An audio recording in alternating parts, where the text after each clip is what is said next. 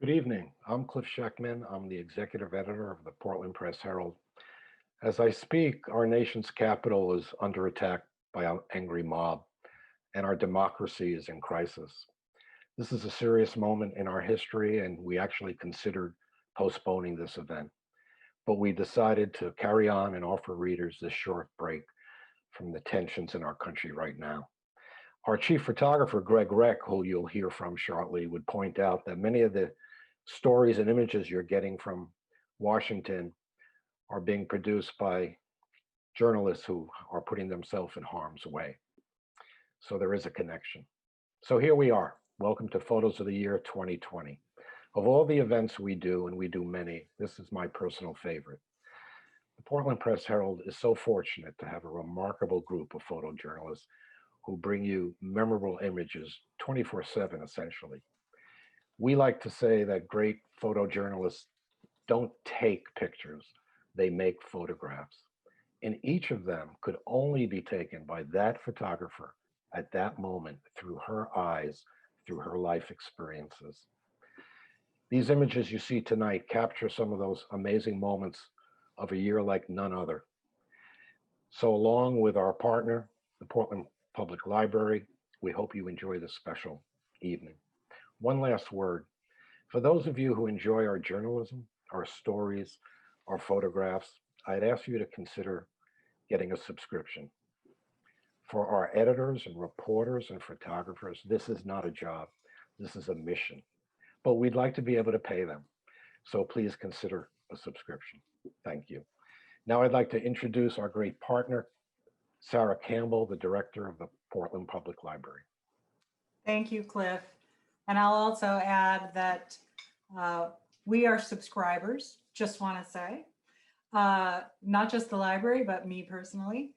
I'm Sarah Campbell. I'm the executive director of Portland Public Library, and I will echo what Cliff said and say this is truly one of our favorite exhibits and events of the year. And so it's strange that we're having it virtually, but we're so glad that you're able to join us. And actually, there are many ways in which we're making this a particularly special event this evening.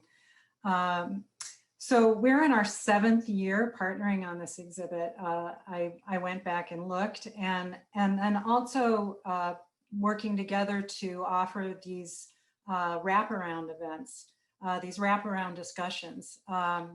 But actually, our partnership between the library and the Press Herald around photojournalism goes back much longer, with the library holding the Press Herald's 70-year archive of hundreds of thousands of historic Press Herald photographs that we jointly make available through the library's digitization and our digital commons platform, and the newspaper's images and slideshows that so many of you see on a regular basis.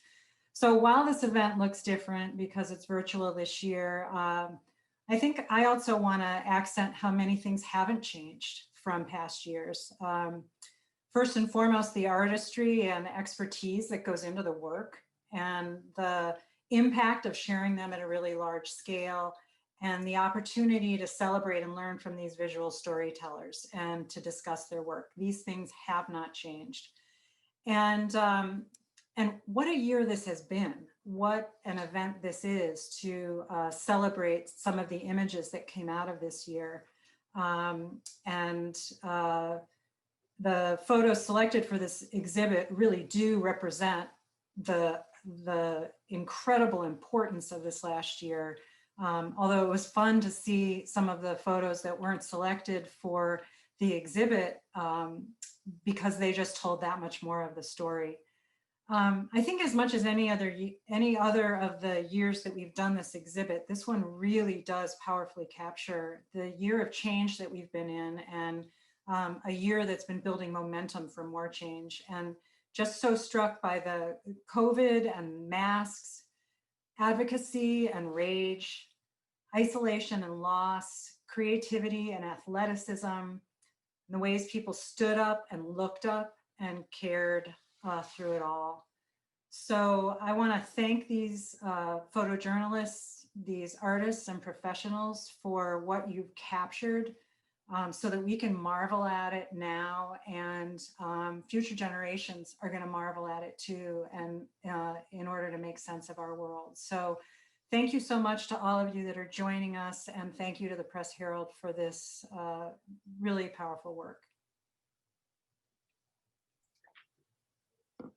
Okay, I'm Mcdonald, and I'm the photo editor. I thank you, Sarah, and I hope that next year we're able to show our work in the beautiful gallery at the Portland Public Library again. Let me introduce our photographers. You can wave to people: Derek Davis, Brianna Soka, Greg Reck, Sean Willett, and Ben Mckenna. I'll just keep my remarks really brief. So that you can hear the photographers talk about their work themselves. The way we're going to do it tonight is they'll each have about 10 minutes to talk about the photos that were selected for Photos of the Year. And then we'll have approximately a half an hour at the end to take questions from the audience and to have them answer questions. One thing we did a little differently this year was we chose photos more with an eye to history, I think. It was such an exceptional year. And we presented them in our gallery, which I hope you'll look at Portland Press Herald's website, in chronological order. You're not going to see them that way tonight. You're going to see them by the photographer who took them. And but I think the ones we chose together give a really powerful look at what our year was like. And when you see them chronologically, I think it unfolds in an even more beautiful and complicated way. I just also want to say that there's never been a staff that is more talented or more hardworking or more wonderful than these 5 photographers. They go out every single day in this pandemic. I mean, it has been really hard.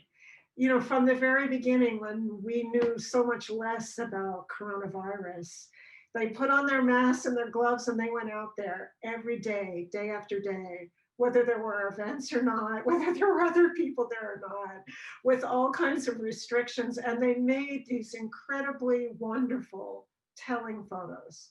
So I'm going to just let them tell you this story. We're going to start first with Ben Mckenna. Ben has the ability to tell the essence of a story in a single frame. Many of the iconic images you see over the years are Ben's. And, you know, he makes it look easy, but it's not easy. It's hard, and it takes patience, and it takes intelligence, as well as being a talented photographer. So Ben, take it away. Thanks, Michelle. Thanks everybody for tuning in. Hey, there's me. There's a nice headshot by Greg Reck. Thank you. This is probably a really great frame to start with. This was on January 30th, before anything, before the pandemic was on anybody's lips, really. And it takes place in, sorry, I've got auto lights here. I'm going to wave them back on before I slip into darkness. This takes place in a bedroom where there's 3 musicians playing, and it's just the smallest bedroom. And I'm standing up on a mattress, on a pillow, in my socks, just inches away from this singer's face, who's just singing beautifully. And it's just the sort of thing that just can't happen anymore, or in our present times. I mean, to be this close, to be this intimate with the subject is sort of feels long gone. And I think it really just goes to show how difficult a year it's been. I like to get close to subjects.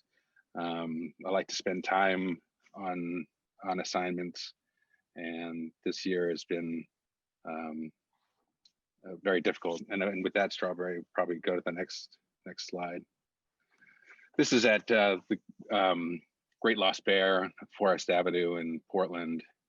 This was the night that restaurants had to shut down at 6 p.m. And the general manager here is putting up stools at the end of the night. And this is really when things were scary. And I, you know, I wanted to give this assignment the time it needed, but I also wanted to get out as quickly as I could. Just, it was, you know, so there was such little information about what was going on, and I wasn't wearing a mask. Nobody was wearing a mask. Masks hadn't really become a thing yet. And I just remember how everybody who was there was just really sad, almost grief-stricken that they had shut down. And then I got invited into the kitchen. They were throwing away food and prepping the food to be donated to shelters. And everybody wanted to tell their story, and there just wasn't time or opportunity to do that. But I did manage to get this one at the end of the night, and I think it captures the mood of the evening pretty well. Thank you, Strawberry. This kind of goes against everything that I'd been taught in photography. My very first job, I started as a newspaper reporter, as sort of a midlife crisis job out in Northwest Colorado. And they had one photographer who quit, and they decided not to fill the job. So they brought out this dusty DSLR, stuck it on the table in front of all these reporters and said, okay, this is your camera now, you got to share it. So everybody get out there and make pictures. And the editor gave one edict and said, don't ever come back with a photo without a person in it. So I really had to, you know, go against the dogma here, really stretch beyond, you know, my comfort zone to get this shot. This was probably mid-March. This was right before a stay-at-home order was issued. And I mean, if you're familiar with Congress Street in downtown Portland, I mean, who's ever seen it like this? It was just really striking to be there, and really eerie, and kind of a sign of things to come.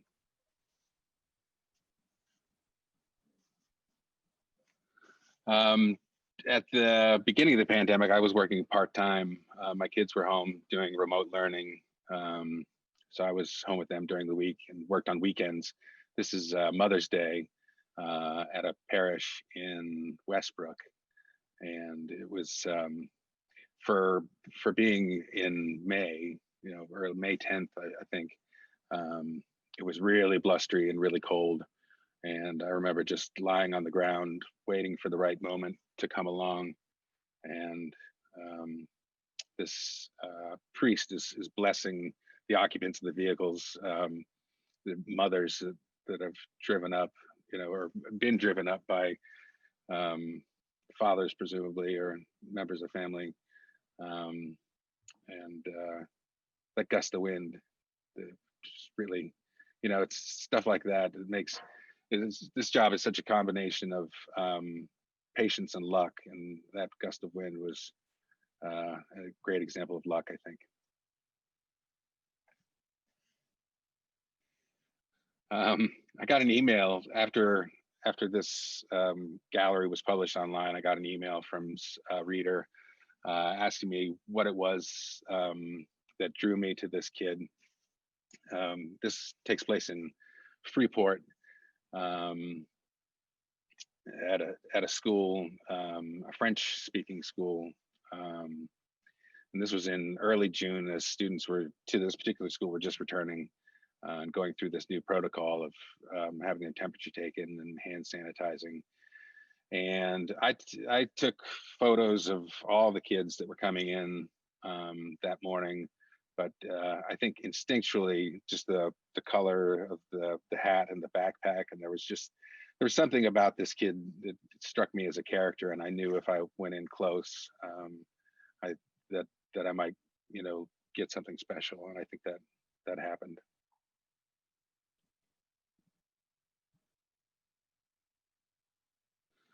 This was on the first night of a protest.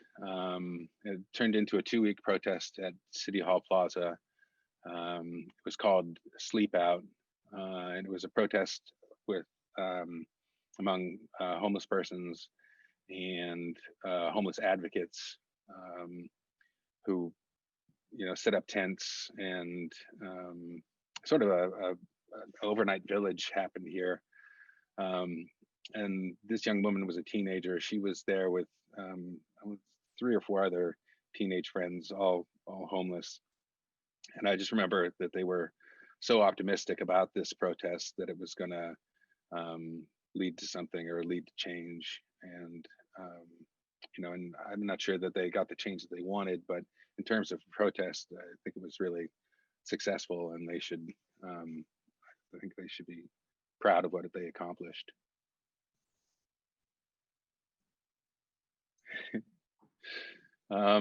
So much of our jobs as photographers for the Press Herald revolve around finding feature photos, and they generally run on the local section, local front.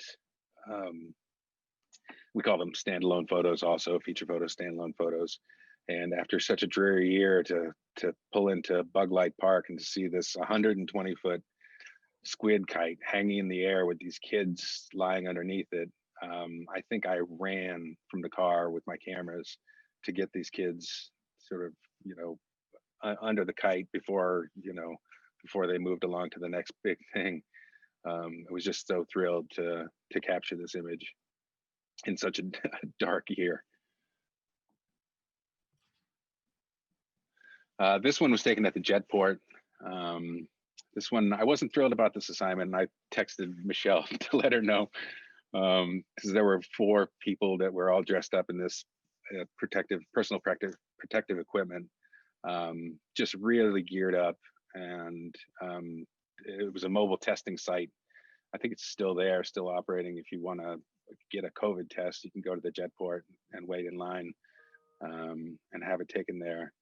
And I was afraid, and I think that sums up the year pretty well for me, is dealing with constant fear of catching this thing and wondering, you know, am I going to orphan my kids or get my wife sick? And, but fought through it, and I almost didn't take this picture because of the glass throwing up so much reflection, but decided to give it a shot, and so to speak, and I think it worked out pretty well. And that's my contribution to the year. And did you have a favorite picture from those photos, or do you have a favorite picture of the year, of your own?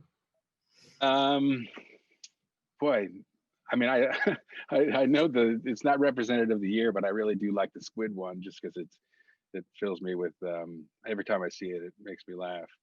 And I think we could all use a good chuckle nowadays. Yeah. And what do you think the hardest part of the year was? The fear was definitely ever present. You know, the difficulty of staying with an assignment, difficulty of not being able to go outdoors, having to shoot portraits outside instead of inside. And then just little things like every time I raise the camera to my face, the eyepiece fogging up with every breath from the mask, and shooting blind half the time. I bet your fellow photographers can relate. Right. Sean Willett is going to show us his photos and talk to us next. Sean has a real eye for beauty.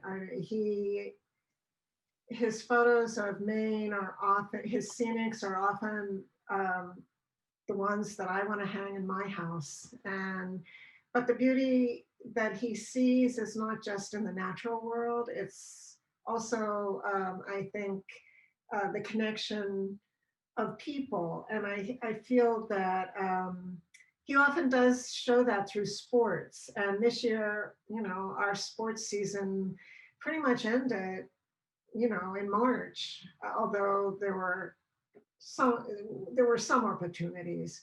And yet I think you'll see in his pictures the beauty of connection without sports.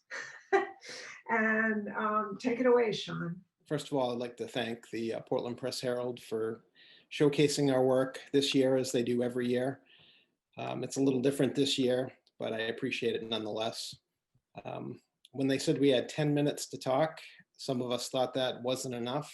I want to assure you that that's not the case with me. I expect that I might even have a little time left over for the other photographers if they want to go over. But with that said, let's talk about my photos. The first image you're looking at here was a photo of workers as they set up an inflatable igloo in preparation for Carnival, Maine, that took place on the Eastern Prom at the beginning of the year. It was pretty much a routine assignment in preparation for the event. From the outside, it didn't look like a whole lot, but as I went inside, you could see the workers scurrying around, and I liked the colors and the shapes and the silhouette. And I thought it was just a nice image. Nothing spectacular, but it was pretty. And I think it looked nice on our, I'm not sure if it ran on the front or the local front, but it looked nice in the paper. And yeah, just a daily assignment. And this is an image I shot as people were waiting for Amy Klobuchar to attend a rally. She was a presidential candidate. This took place in Portland. This 4-year-old was on his dad's shoulders waving the flag, and there was this nice stream of light coming in. And I just like the clean background and the people mulling about as they wait, and just the light and the look on his face as he watched his flag. I thought it was a nice moment. And I was up on the risers, and obviously we wouldn't be shooting something like this today because it'd be hard to get down there and get his name. I had to scurry through the crowd and talk to the dad and get his name. And yeah. John, was this before the event or after? And do you often find that you get better photos not during the actual event, but around the edges, like earlier or after? This was before the event. Before the event, I shot a few features. I was just looking for images that told the story without Amy, because once Amy got there, that was my focus. So I thought, you know, once I had this, I was pretty confident we had a nice photo. I'm not sure where this ran. I think we used the photo of Amy as the larger photo, but I like this photo. So this is an image of the principal at the East End Community School in Portland.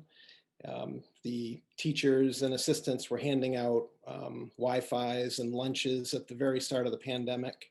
I think this was the first assignment that I went to where I actually saw people wearing masks. And I was wearing a mask early on. My wife started making them as soon as it was recommended.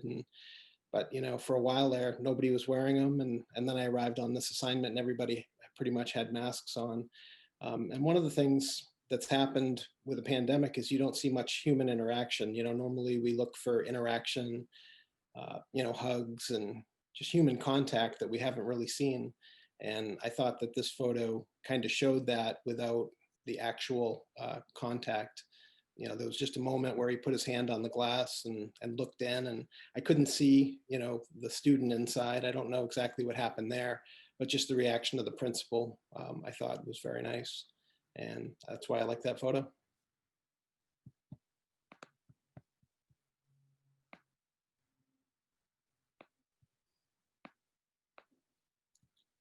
This was a Black Lives Matter protest in Sanford. I had followed students and protesters from a local park to the local police department. And, you know, they had speeches and it was a pretty peaceful protest. Along the way, we came across counter protesters that were carrying guns, and the students just kind of kept marching and stayed focused. And when they got to the police department, they were greeted with the police had riot gear on and were standing outside. This photo, she was chanting along with the other protesters. In my original caption, I think I described it as confronts or something to that effect, that she's confronting the police officers. And she got a little bit of flack for that. I heard there was some people online giving her a hard time. So we corrected the caption, and I reworded it to say that she was chanting, because that's in fact what she was doing at the moment. And she's one of a handful of young Black Lives protesters that organize these protests. And, it was just interesting to see her determination and passion. And that's why I liked this photo. This was a feature shot in Ocean Park at the end of summer. The photographers worked on a gallery together, and it was part of an end of summer gallery. And I thought, this empty beach really said end of summer. And I like the colors and a quiet moment. And, for a lot of the pandemic, I've tried to stay further away. So I thought this photo kind of represented a lot of what my photos looked like over the last few months. Normally I might shoot this photo and then go talk with them and get the names. And like in this particular photo, I didn't approach them after. I just let the photo stand for itself. And I like it. I like the way it works. This is another Black Lives Matter protest. A lot of the protests in Portland started and finished at the Portland Police Department. And I know, like, whenever I covered a protest, I usually ended up walking, 6 miles. I'm sure all the photographers could say the same. We went all over the city, and but this is often where they started and finished. And in this photo, they had projected Black Lives Matter on the police department, and they were staging a sit-in on the road in front of the police department. Traffic was diverted. So I thought it told the story, and I like the light and the mood to it. That's why we included it. And this is on election day. I was at Scarborough High School. You can see that the voting booths are spaced out for social distancing. Everybody's wearing a mask. I climbed up on the risers and kind of shot down so that you could see the layers of people voting. And, it was a busy turnout. We all photographed long lines everywhere we went. And I thought this image was a little bit different because it showed the social distancing that took place, as well as, the numbers of people that showed up. It was a big day.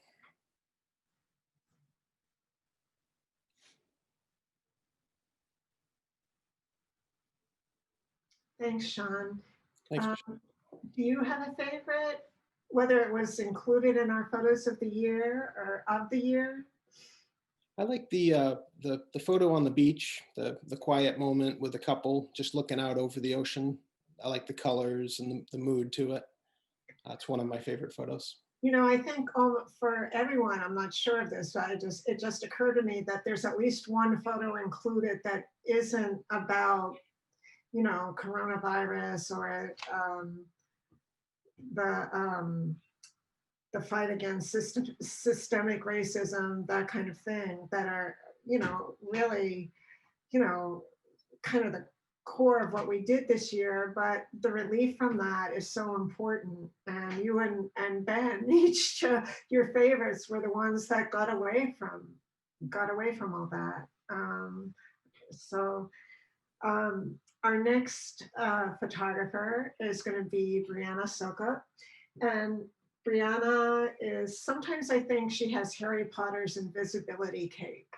And I say that because her pictures are so authentic. It's like she puts the viewer there, you are there. And it's like it's almost like she wasn't there. I mean, it's a very, very difficult thing to accomplish in your photos. And she does that because of how she connects to people. Brianna's photos are often understated. They're infused with poetry. And I think that they convince us of life's value. And very proud to have her on our staff. So Brianna, take it away. Hi. You can switch off my face. There we go. I'm good.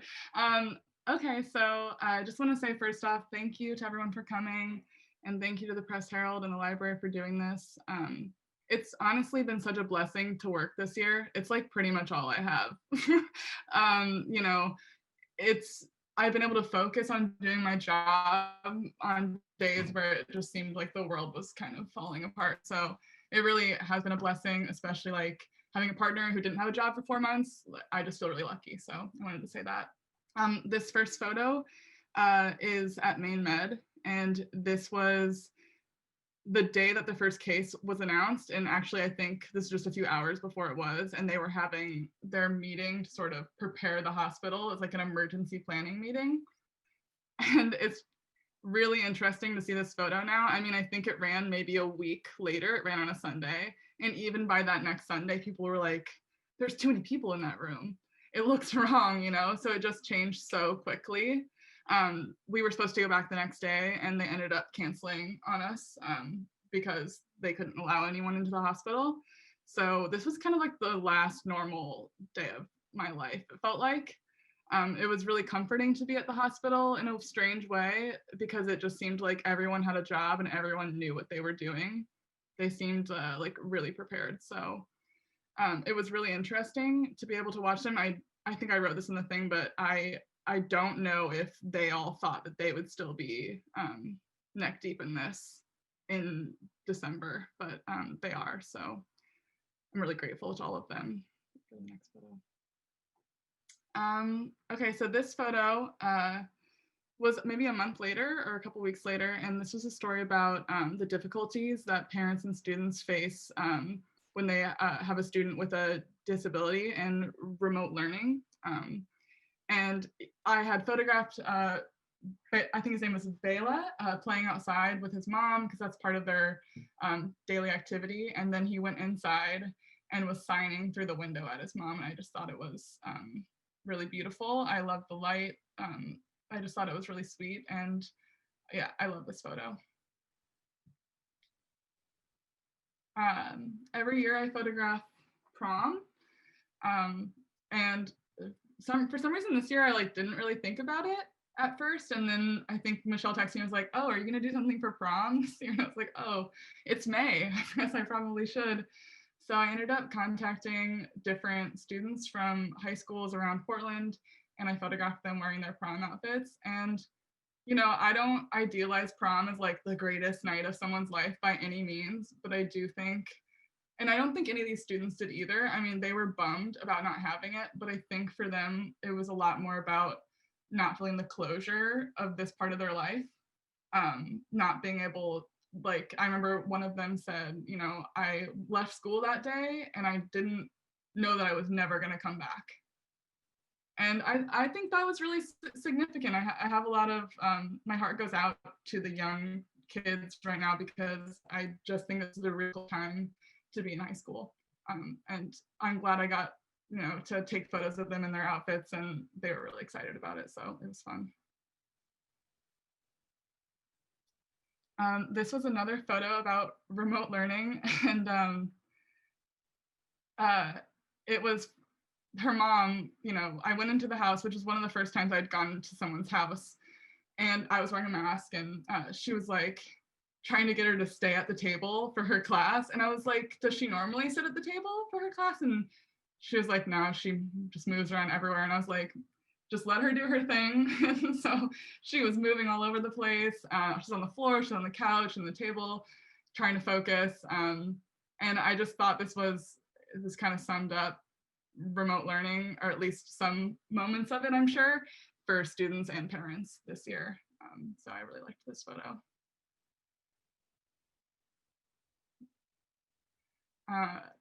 This is kind of a surreal scene outside of a nursing home in Gorham.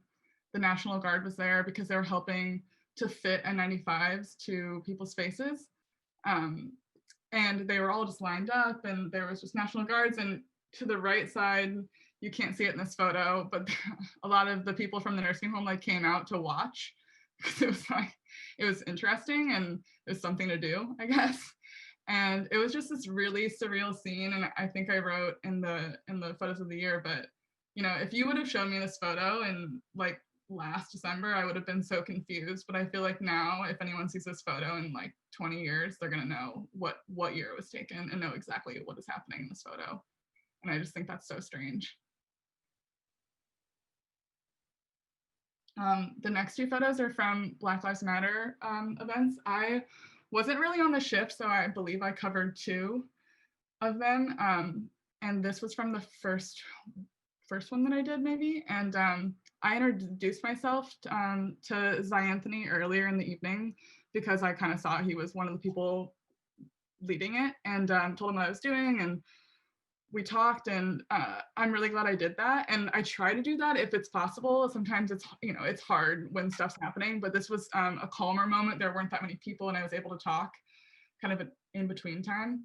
And so when they started marching up to Monument Square, he didn't even really pay any attention to me, and I just got to take this photo, and I really like it. I think he looks really determined and it's really beautiful. I actually didn't even notice the police officers off to the right until later. He just seems calm and focused and has a sense of purpose, and I just think it comes through, and that's why I really like this one.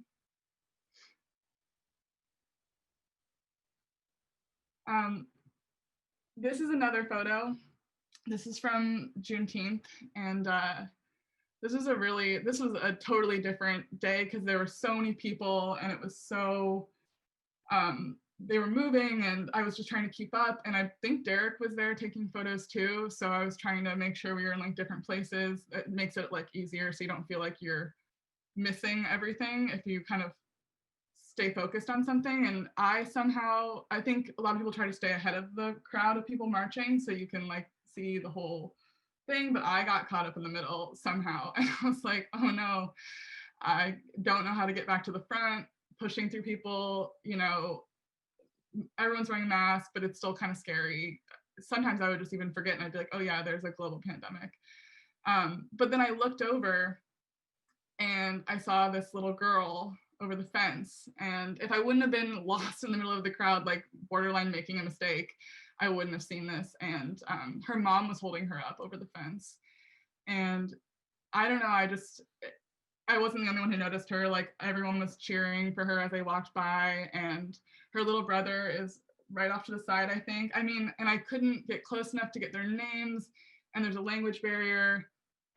But I just thought it was really beautiful and really powerful that her mom wanted her to see this. Yeah, so I think it's an example of I think it's an example of a photo that I don't love. Like I don't love the light. It's a little blown out. It's not perfect by any means. It's not like a technically good photo, I don't think, but I think that the moment kind of overrides those things that I normally wouldn't like about it. This was an assignment that I really loved because it was a totally non-coronavirus related thing. It was a story about a farm in Cape Elizabeth that was, I'm gonna mess this up. They were saving the land so it can continue being farmland. And this family has this little farm in Cape, like in the middle of the town, which I did not know was there. And this little boy went to go, his chicken was loose, and he was like, I'm gonna chase it. And his dad was like, oh, fine.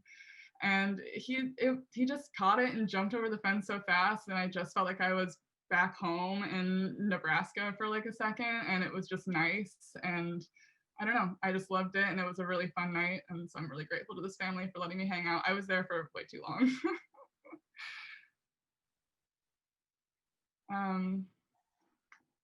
Yeah, so I think this is my last photo. I have a lot of respect for people who cover politics full time. I mean, today is like a crazy example of that, but just anytime, because it's not easy to get an interesting photo generally, especially during a debate. And honestly, during it, I just felt like I was not getting anything good.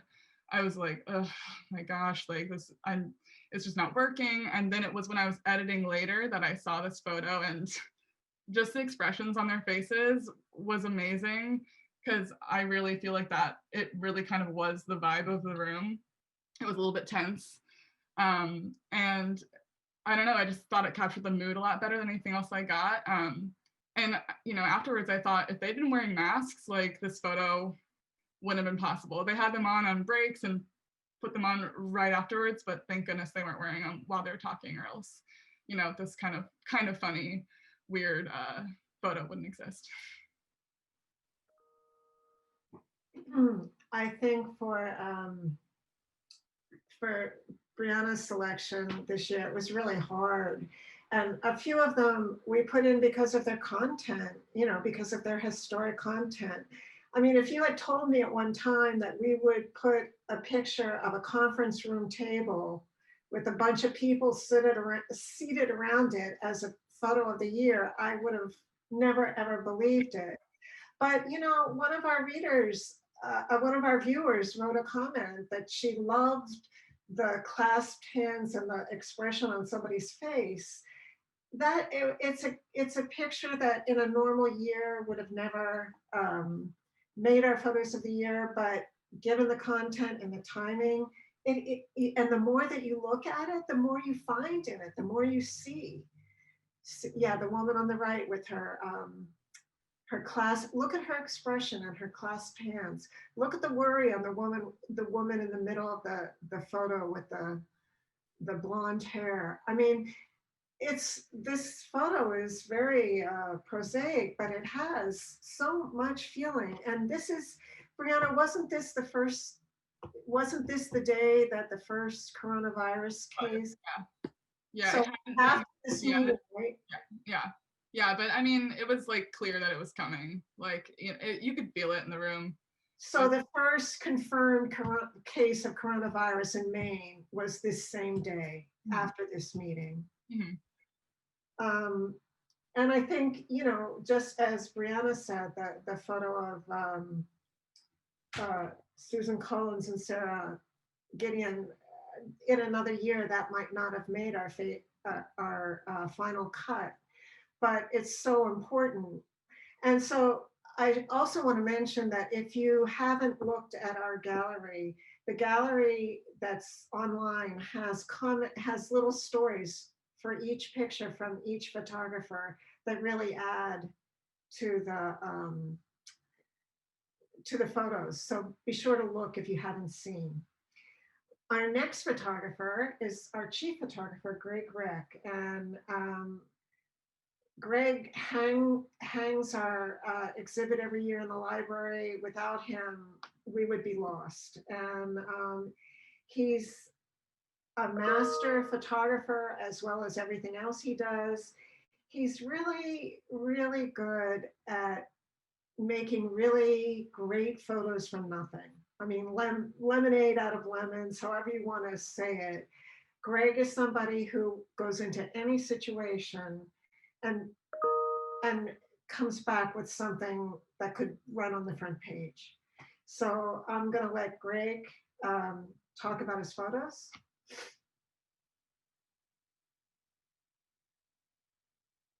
Oh, Greg, you're muted. Nope, terribly sorry. Hey, Strawberry, could you cut to my camera first before starting the pictures? I just want to show something. There we go. Am I primary? Oh, I gotta get it. Can you see this? You see Ben's photo? Yes. Ben, I'm sorry it's out of focus, but I want to comment that I don't think you broke your editor's edict of not having any people in the pictures, because by my count, you've got 7 and they all appear to be walking vigorously. So I think you're okay. Sorry, I just had to do that. Okay, thanks, Strawberry. And a couple reminders before we start. If you know someone who was going to attend tonight and they're not because they want to stay apprised of the events in the Capitol, you let them know that this will be recorded and it will be up on the website in the next day or so they can come back and view this event. Also, another reminder, if you have a question about any photo, you can open the Q&A box from Zoom and pose the question whenever you want, and we'll visit those questions when we're done So without further ado, I'll dive into mine. This photo was taken in early March, really just right before things started getting very serious. This man is Clark Cole. He runs a small sugar shack in Dayton, Maine. He built this little shack in 1976, and he has been making maple syrup there every year since. And he uses an old wood-fired evaporator. And I've been there many times over the years to take photos of him making syrup. And I just was on my way home from work and decided, oh, you know what? The weather's been right. I'm going to swing by and see if Clark is boiling. And sure enough, he and a friend were in there toiling away. And Clark and I went out. He wanted to check the level of the sap in his tank to know like how much left he had to boil. He has a tank to the left of this shack where the sap is gravity fed. And as he walked back in, he grabbed the door handle and then he stopped and he turned and he just stood there for about a full 20 seconds looking at this beautiful sunset that was happening. And he turned to me and he said, "It's beautiful, isn't it?" And I just really appreciated his ability to like pause and take in something beautiful and appreciate it and before moving on. And it was really, it's indicative of his personality. And it was one of my favorite photos from the year because that reminder to pause and take in the beauty that exists in this world was something that I needed to be reminded of throughout the year while we were all dealing with the pandemic stress. This is from the second night of the large-scale Black Lives Matter protests in Portland, outside of the police station. And I made a lot of images that night, and this one stuck out to me. Mostly because there were other images where protesters were, you know, maybe shouting at police or talking with them in elevated tones. But this woman was almost pleading with this Cumberland County Sheriff's officer, Sheriff's deputy. And that's what really caught me was the sort of, you can see the tone in her face. And it's almost a pleading tone. And that was a little bit different from other scenes that I saw that night. This is a photo from Long Sands Beach down in York. And one of the things that you probably don't realize about the photography staff this year is that we have spent, and we still continue to spend, much of our time working out of our cars. I work out of the back of my car. I put the passenger seat up. I actually have a piece of plywood that I put on my lap to put the laptop and the mouse on. So I had another assignment in York right before this. And I had seen the thunderstorm coming in and I decided, well, I'm down here, I'm going to work out of my car at the beach, because oftentimes when thunderstorms are rolling in from the west, when they hit the beach, dramatic things can happen. And that was certainly true here. This thunderstorm cell moved in. It was so dark. It's the kind of thunderstorm cell you see, and it was not raining just yet. But you knew at any minute the downpour was going to come. And one of the things about this photo that makes it stand out to me is, despite the fact that the lifeguards had already run through the beach and they had kicked everybody out of the water because there were already bolts of lightning coming down in the west, you could see them.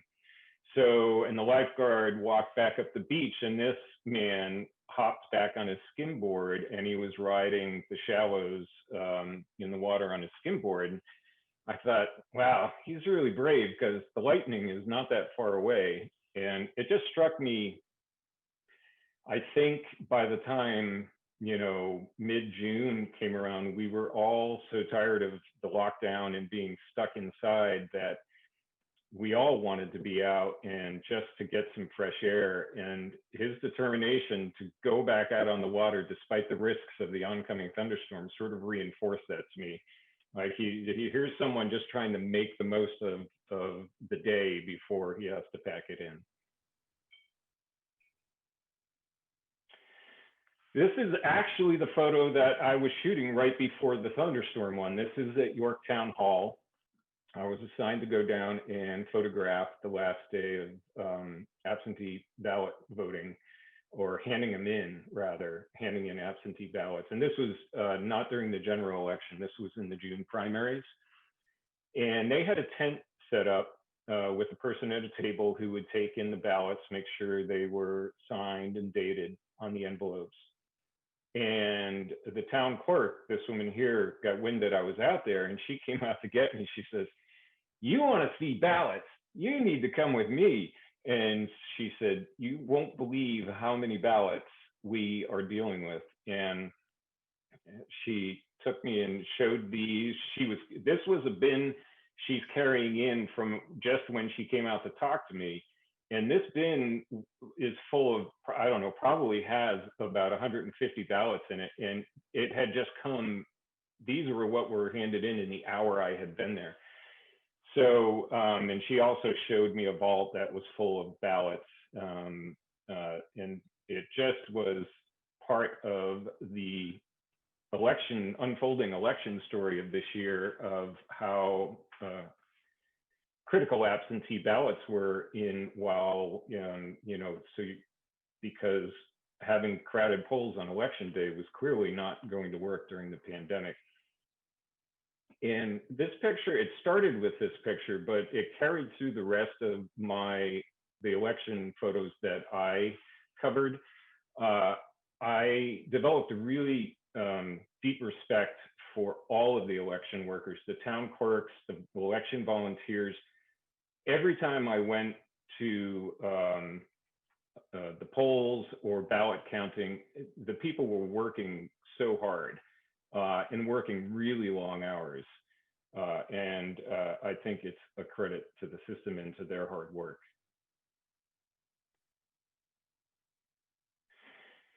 I feel like a lot of my photos that are in the photos of the year cut this year, I would never have chosen.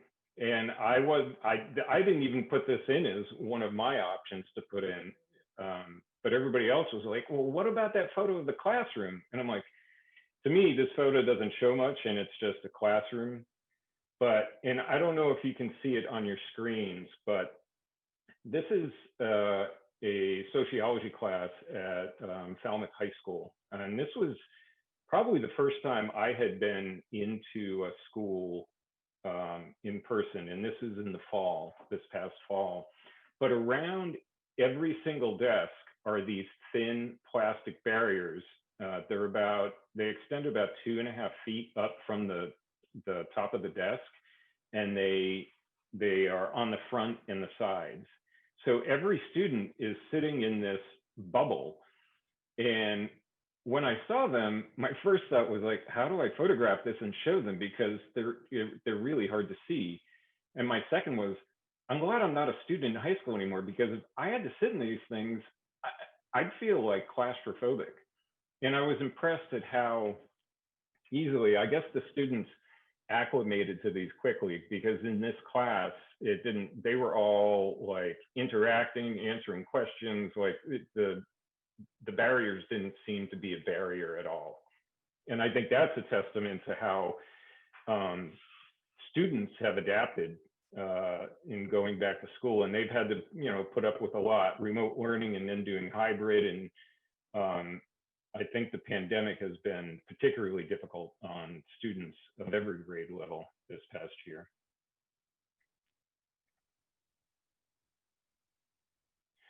This is another one where I feel like, I guess, if I had to define my work, I would say that I tend to be an artistic photojournalist, and some people think that that's a contradiction in terms, but I've never felt that it's had to be. And this year, I really don't feel like I have done that at all. I feel like this year has been more about documenting history because of the extraordinary year. And this photo is very much in that category. I don't think there's anything particularly artistic about this photo.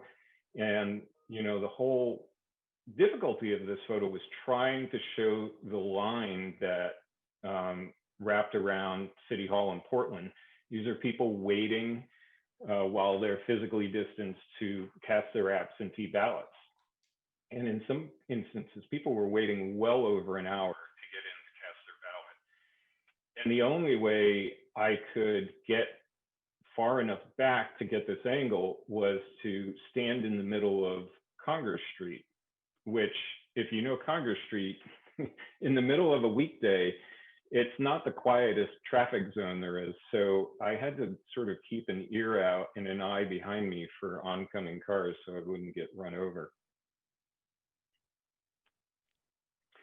This is my last photo, and this is another photo that really I never would have like expected to include in a photos of the year, because really, as volleyball shots go, this one's pretty standard. There's nothing exceptional about it, but it's in the cut again because of that historical context, because this is another way that schools had to adapt. Volleyball is normally an indoor sport held in gymnasiums. And so they had to retool, and they had to figure out how to set their nets up outside in their fields.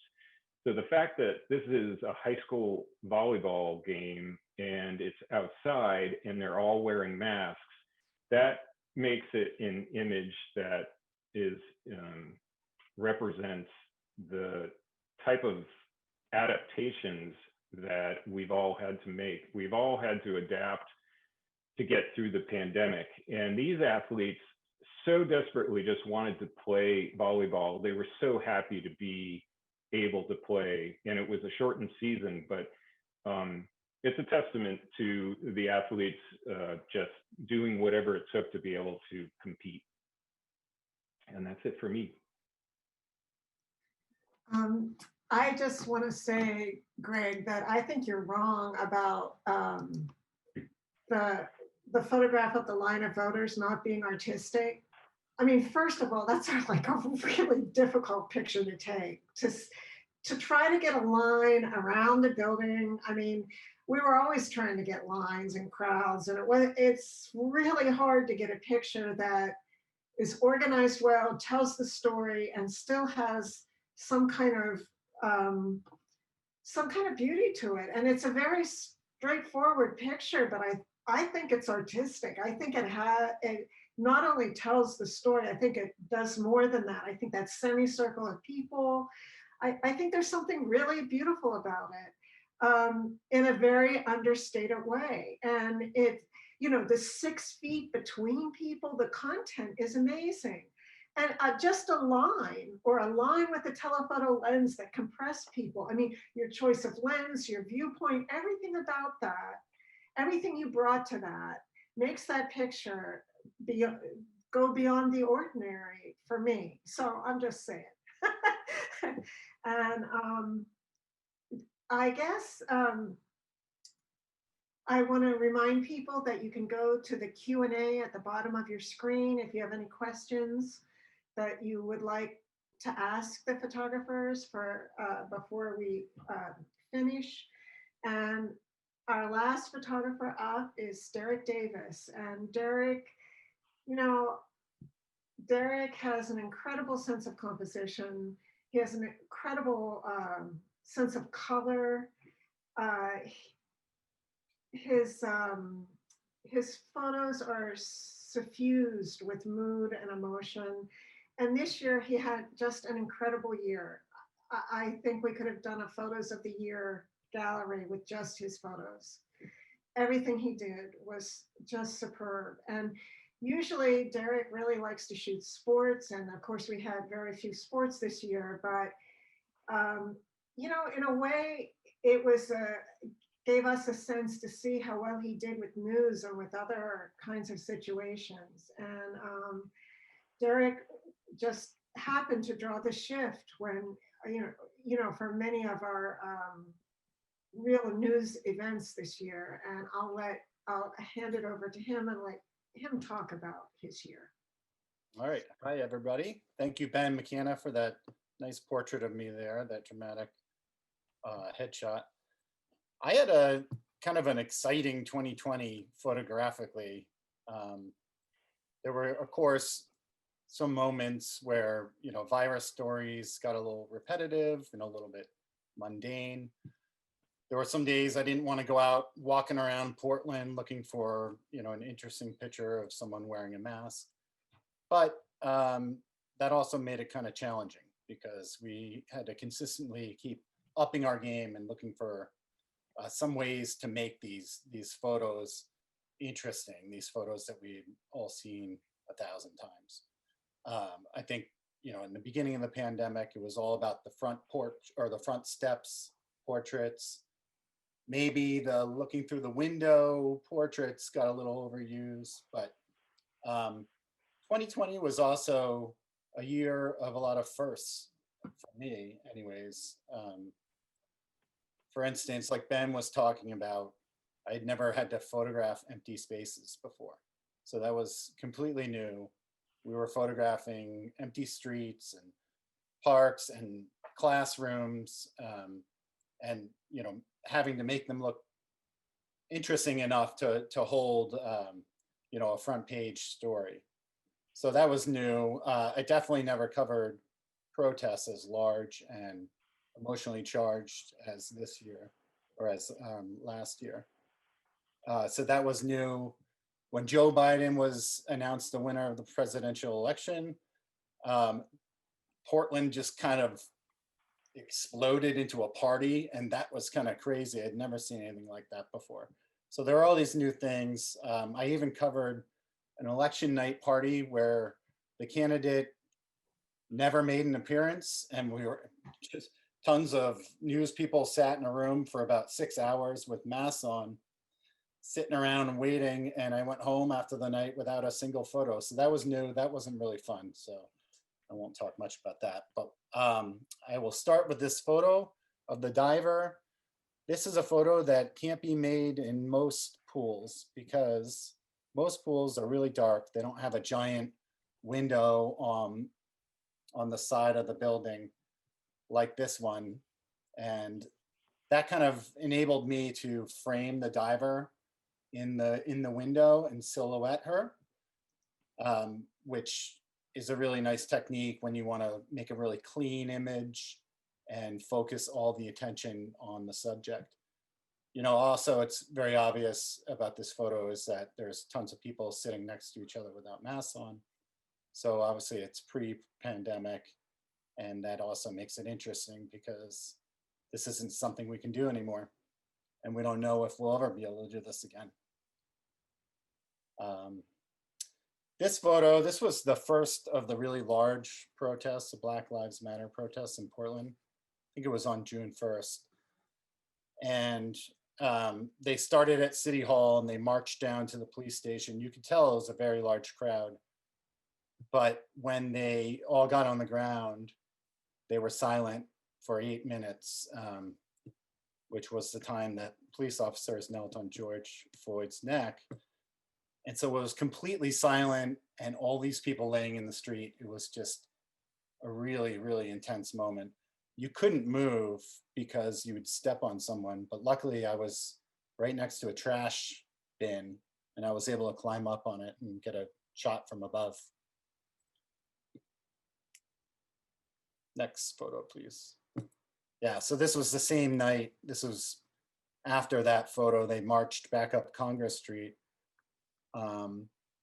where they encountered a police car that was just kind of blocking off the roadway, and they surrounded it, and it got a little intense. It was definitely shocking to see this moment unfold before my eyes. I was very worried at this moment that someone was going to get hurt, and luckily no one did at this point. All right, next photo. So like someone was talking about, I think it was Ben, a lot of our work at the Press Herald involves going out and looking for features. And this was over the summer. And this was great. I happened to be driving down 77 in Cape Elizabeth and saw these kids jumping from the bridge into the Spurwink River. And they were just, it just made me kind of smile as I drove by, and I said, all right, I'll just go back and try to make a picture and try to capture that joy in an image. And I think I did. I think it works. Next photo.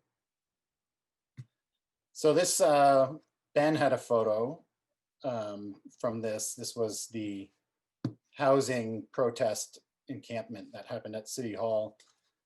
And I think this was maybe about a week or a week and a half into their protests. They ended up staying. It was only going to be a night or two, and then they ended up staying for a few weeks. But this large storm rolled into the Portland area with heavy winds and rain, and they were kind of threatened at that point. A lot of people thought they might pack up their things and get out of there, but they used these giant tarps to cover all the tents, and it was an intense moment. And I was covering people, working to get the tarps up and turned, and saw these two people embracing. Thought it was a good moment. I feel like this protest didn't really get all the attention that it deserved. I feel like a lot of people drove by and maybe saw that something was happening at City Hall, but just wrote it off as, it's 2020. That's what happens these days. But so I feel like this is an issue that maybe deserves more attention. All right, next photo. So this is a Portland High School graduation. They held it down kind of near Ocean Gateway on the Portland waterfront. When I got assigned to this, I have to say my hopes weren't very high for getting visuals. It was just a parking lot with a bunch of cars kind of lined up. The graduates were told they had to stay in their cars.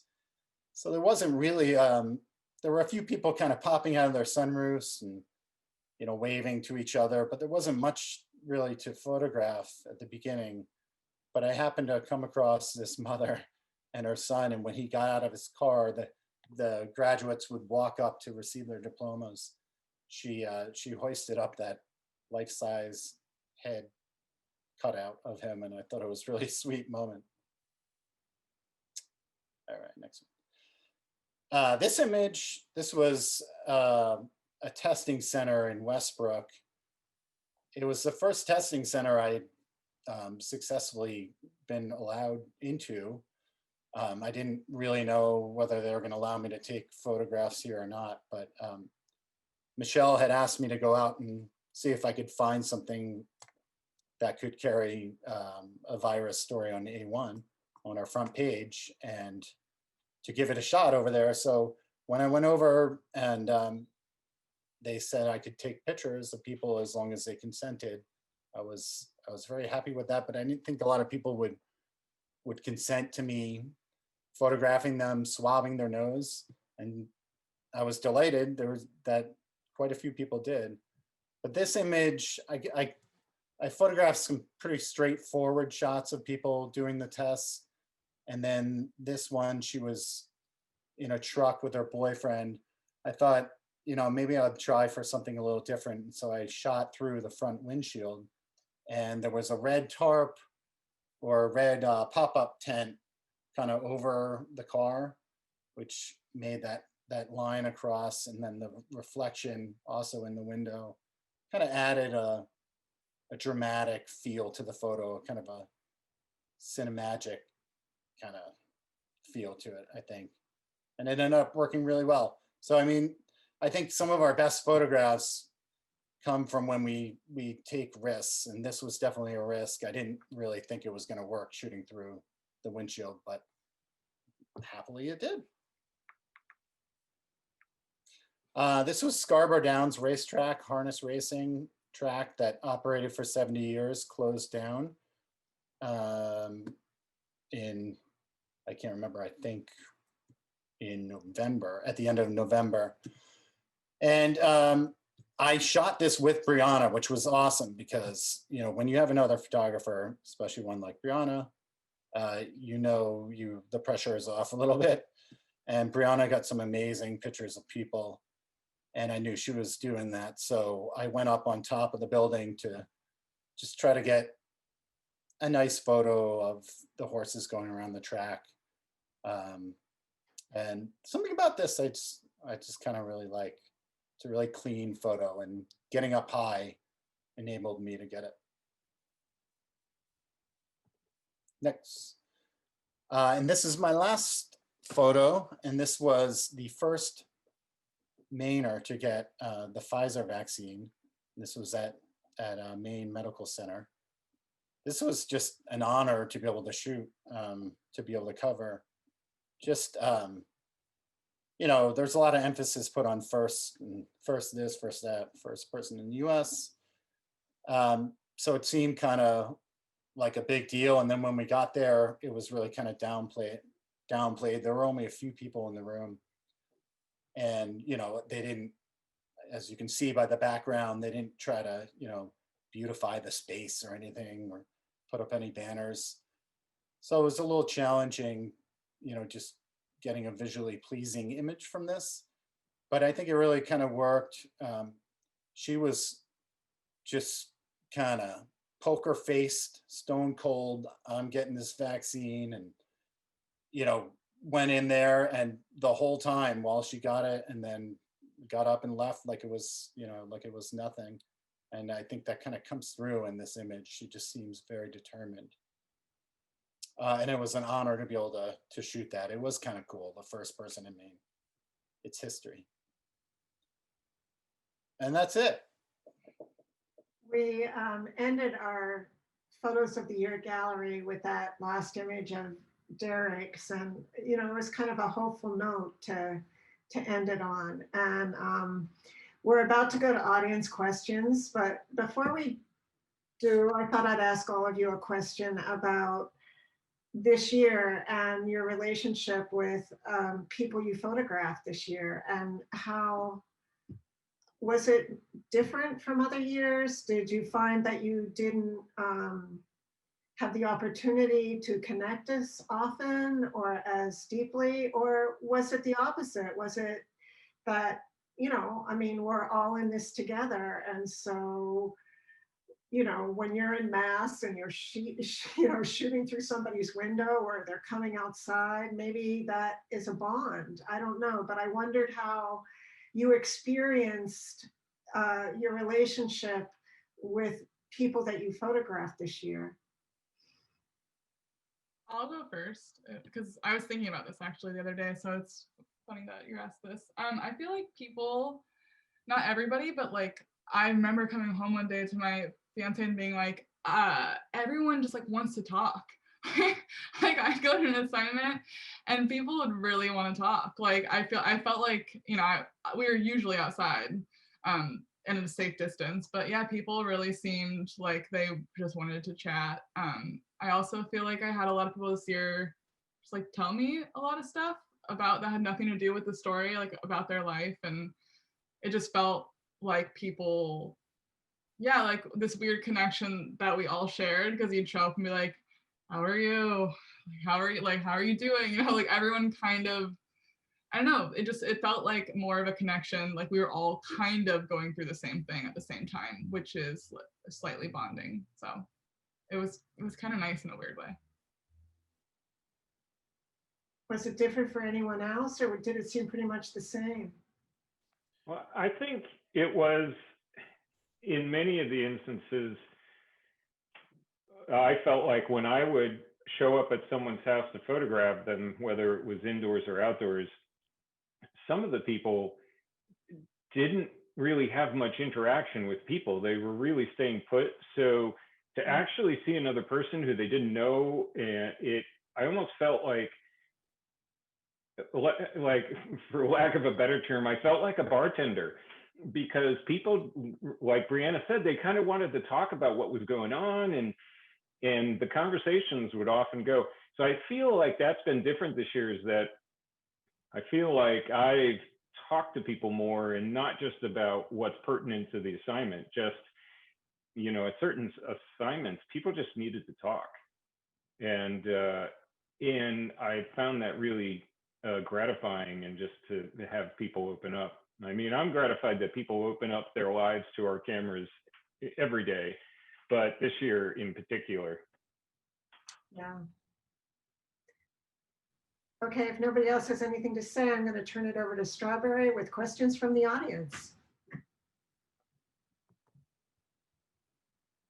Sorry, helps if I'm not muted. This is a question for Brianna. Can you discuss the lighting used in the photo of the young lady in her prom dress? It is extraordinary. Yeah, she was such a trooper because I was there for so long. So we started, that was like kind of one of the last photos we took, and that's just natural light. I don't really light stuff very often, not because I'm against it, but simply because I'm not very good at it. And I just got lucky. I actually had photographed her sister outside of this house for a totally different story about college kids. And I told the sister that I was wanting to do this. And she was like, oh, my little sister, you know, has her prom dress. And so I kind of knew what the street looked like. And there was just like one shaft of light coming through. And we had already been there for like a half hour. And I was like, just one more. And she obliged. So yeah, this is just one shaft of light coming in between a house. And the rest of it just didn't have any sunlight falling on it. So I put her in the light, and that's it. Great. Our next question is, I'm interested to hear how each of you came to your careers as photojournalists and how you caught the photography and the journalism bug. I started off as an art student. Photography was my focus, but I really didn't know I'd get into photojournalism until I had my first photojournalism class. And I knew in that moment that that's what I wanted to do. Looking at how other photographers have had an impact on their community or on the lives of people they photographed. And I thought, you know, it'd be great to give that a shot. And I hope that, you know, at some point I have or will have an impact, and some of my photos might make a difference.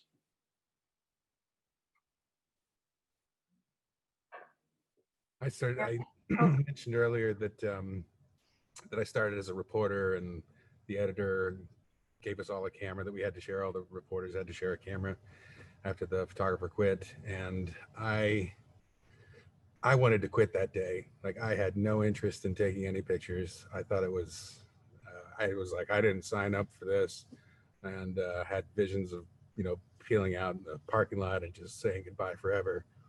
In my first assignment, I overexposed every single frame I took. I had to return. It was a portrait, and had to return and do it all over again, which was just incredibly embarrassing. But then over the course of doing it, I would say maybe 3 months in, it was all I wanted to do. It was just so addicting, and just so much fun. So I just worked steadily from that point on to ease out of the reporting world and into the photography world and never look back. Eric, what about you? Me? Mhm. I don't know. I just, I really got into photography first, and then I just started taking classes. I went to school for environmental science, but I started taking classes, photography classes, while I was at the University of New England. I started taking classes at the Maine College of Art, and it really just kind of stuck with me. After college, I got a job at a little weekly newspaper. It was great. I was the only photographer at the paper, had my own dark room, shot every assignment, and then got hired at a daily there in New York. And it just kind of stuck. I love the job. I love the interaction with people, just being kind of a part of the community. And I feel like I missed out on that a little bit this year. I feel like, you know, sometimes it felt like we were all in it together, and then at other times it felt like I wasn't getting that interaction that I'm kind of used to. What about you, Greg? Well, I got my first camera at age 14 as a Christmas present. And I actually didn't know anything about photography, but I was really fascinated with all the dials and the technical parts of it. And it became, through my teenage years, a very ardent hobby. It was the one thing I could do in my life where everything else disappeared. When I was out taking pictures, the world melted away. And I had never experienced anything like that. And around, say, age 17 or 18, I had, I think part of the thing when you first get into photography is you look at so much photography just to see what people were doing and the different aspects of it. And I remember telling an adult friend at age 17 or 18, I said, I'm going to become a photojournalist. And he said, you can't become a photojournalist. You know how hard it is to become a photojournalist? And I'm like, I've looked at all the things you could do in photography, and the only one that interests me is photojournalism. I said, I'm going to become a photojournalist. And it took a lot of work, and it took many years. And I did other things. I photographed weddings. I worked in portrait studios. I did dance photography from New York City to Boston. And, but I eventually arrived, and I can't imagine doing any other job. And Brianna. Yeah, I always liked it. I liked the idea of it, but when I got to college, I was an art major, and then I was like, no, and because they wanted me to paint, which I love painting, but I'm not good at it. And then I switched to journalism, and I tried writing because I always loved reading, and I just wasn't good at it. I was really bad at it, and I didn't enjoy like trying to sum people up, but I loved journalism. Like I love talking to people. I think people are so interesting and beautiful, and just I think there's so many stories out there. So for me, photography, when I found out that that was a thing, like I didn't even really think about it. And then when I found out there was a photojournalism class, I was like, oh yeah, duh, there's photos in the paper. Someone has to be taking those. And it was just a way for me to be able to be a journalist in a way that I like really loved. And yeah, I just graduated, did internships, and I luckily got this job. So That's great. Our next question is, were there any techniques that you were forced to develop because of COVID that worked so well you think that you'll keep them in your arsenal in the future when hopefully things go back to normal?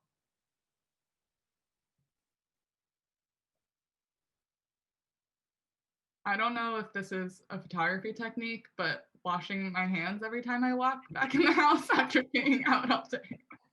I hate to say, I feel like I was like eating in my car and then touching my cameras and going, yeah. So off the top of my head, that's like the first one. I'm like, I'm gonna wash my hands a lot more, just like all the time.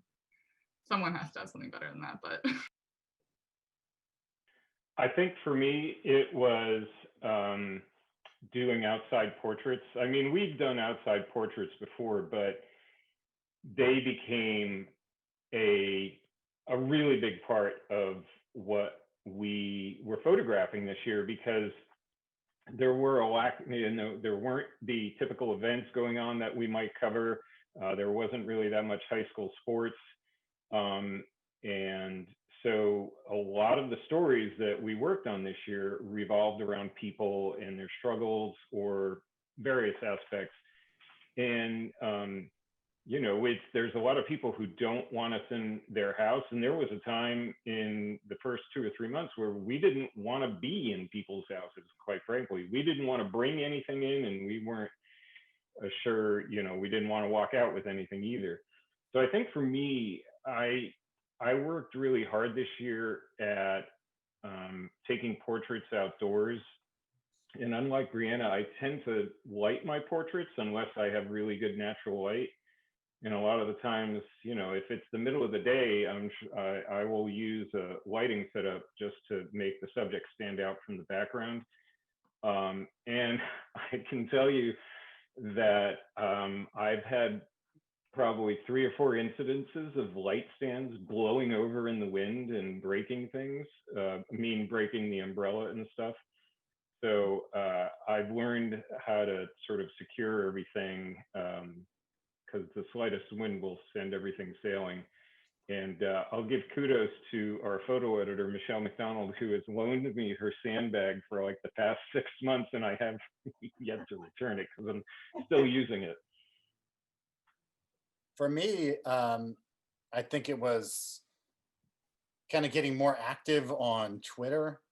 For some reason, it's taken, how long has Twitter been around? It's taken me 10 years or so to kind of catch on, but covering the protests and some other events like that, I just found it useful to tweet out pictures and videos, and I found it a really useful tool to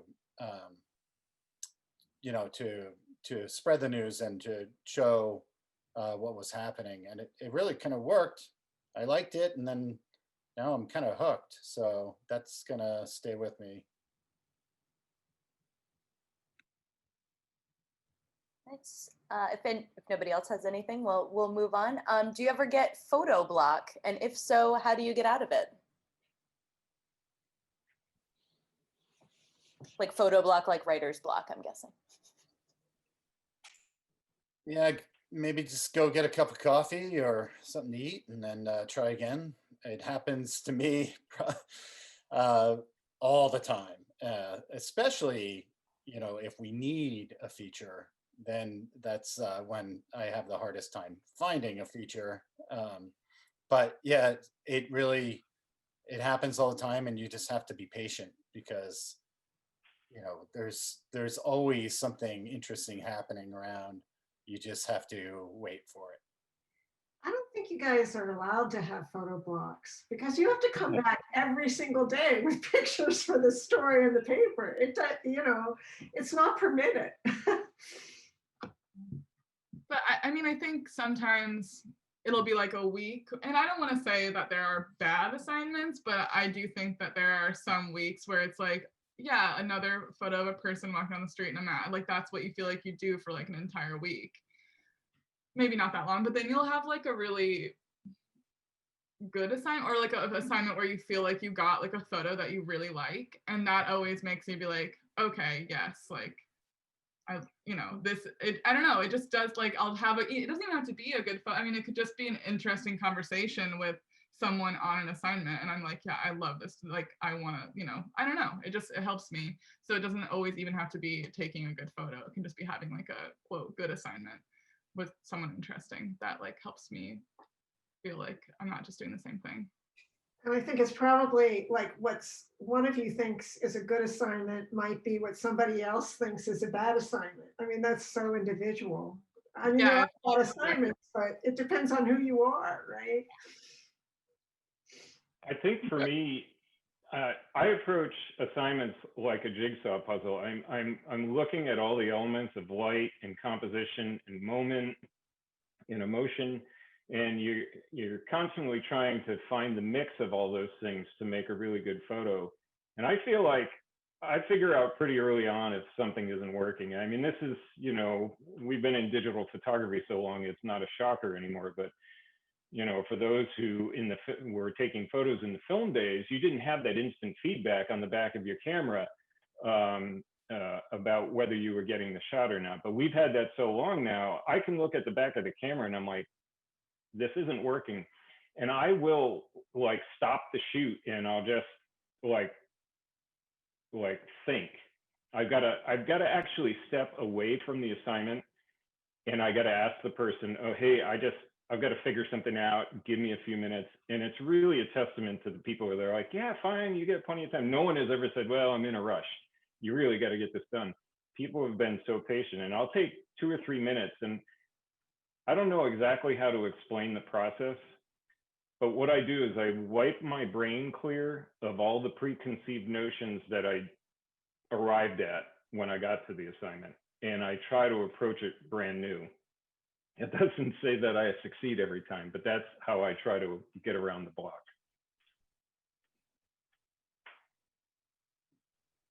If nobody else has anything, I think we'll do one last question. What did you learn about yourself in the pictures you took this year?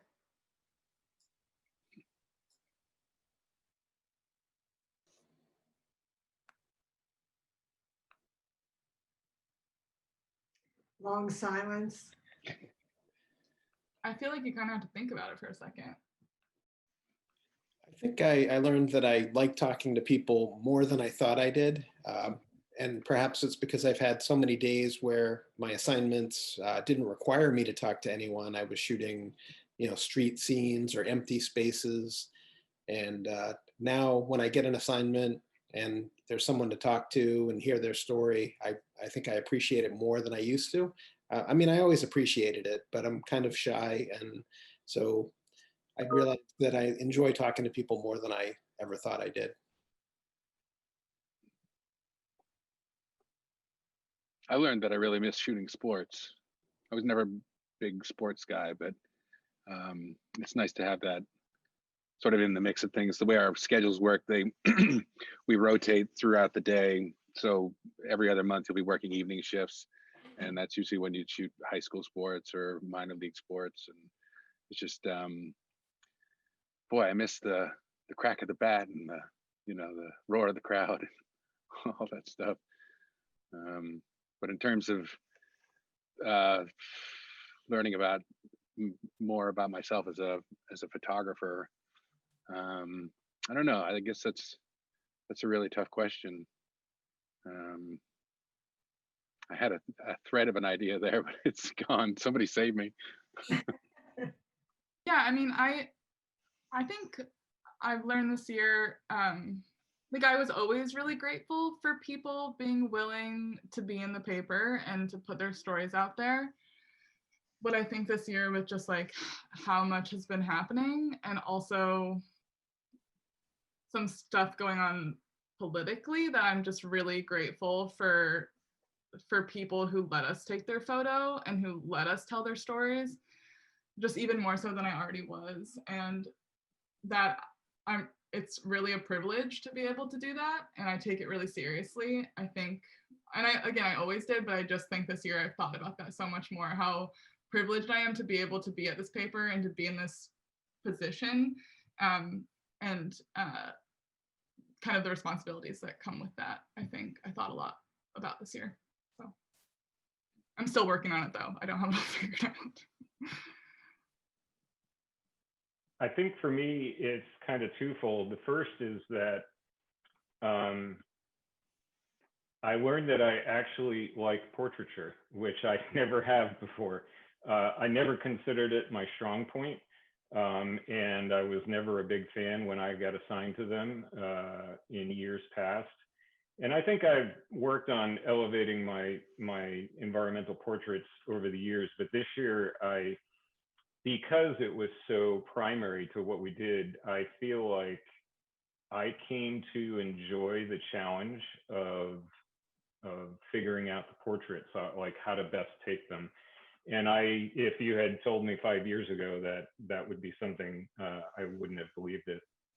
But to also segue on something that Brianna mentioned is what a lot of our year, we lost our typical access to all sorts of things in sports, normal events that happen, celebrations. And I think in terms of what I learned about myself was just how much I miss them, because we kind of take for granted that we access all these things. And this year we had none of that. And it goes back to what she said, like we really are privileged to be able to do what we do and document Maine. And Maine is not the easiest place to practice photojournalism. Mainers can be a very private people, and it is, in my experience in photojournalism, it's a little more difficult to have people open up here. And the fact that so many people were willing to let us into their lives this past year is remarkable.